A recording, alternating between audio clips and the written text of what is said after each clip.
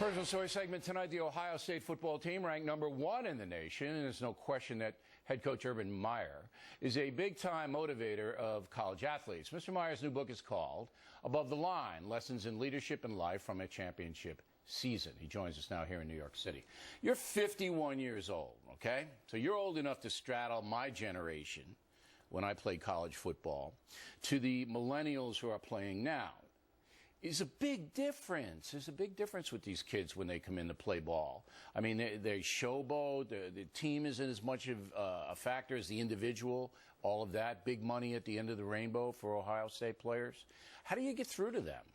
Well, I think as a general statement, that's correct. But we don't deal in generalities. You know, I was very blessed to have a team there was none of that last year. And so you always have a dream to have this perfect team put together, and it takes a long time. You try to develop a culture of where that you don't put up with that kind of stuff. When you say you don't put up with it, does that begin with recruiting? Do you go in and you look at the kid, and if you think the kid's not going to bend to your will, because that's what it's all about, bending to you and your coaching staff's will? I think the biggest thing that I've noticed is that I took a year off of coaching and went around and studied some of the great coaches out there. And the common denominator is the CEO or head football coach creates a culture where that's non-existent. And if you can create that, it's more difficult now than it's ever been. And the use of the social media nonsense and everything else, but that can't be done at the team level. We call something 9 strong. That has to be done within each unit on the team. 9 strong? 9 strong. What does that mean? Well, there's 4 units on defense. You got defensive line, linebackers, corners and safeties. Offense, you got quarterbacks, receivers, tight ends, running backs, and offensive line. And it's a militaristic, it's small unit cohesion.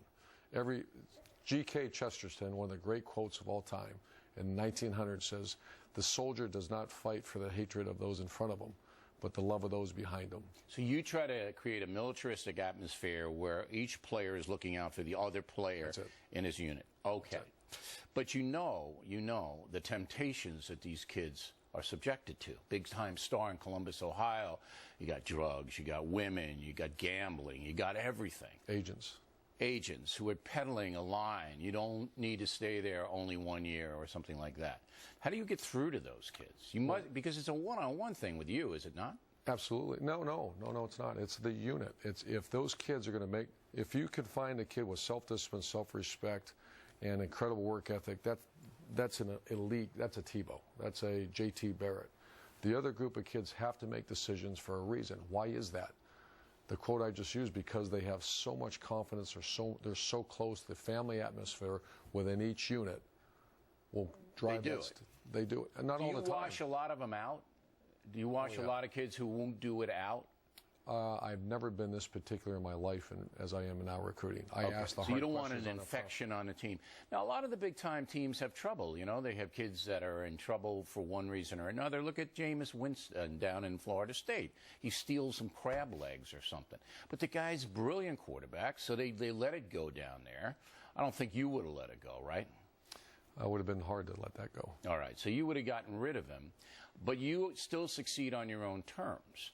Whereas other colleges, sometimes they don't want to discipline the big stars because there's too much at stake. What separates you from them?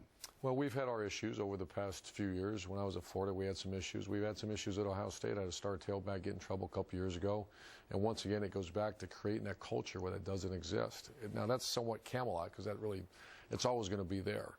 But the thing what this book is a tribute to that group last year. I've never quite had one like that. All right, so you're putting that up as the exemplar, that this is the way it should be. The template. Right, and then how you gonna, all these kids have to read it? Is that, you got to read your book?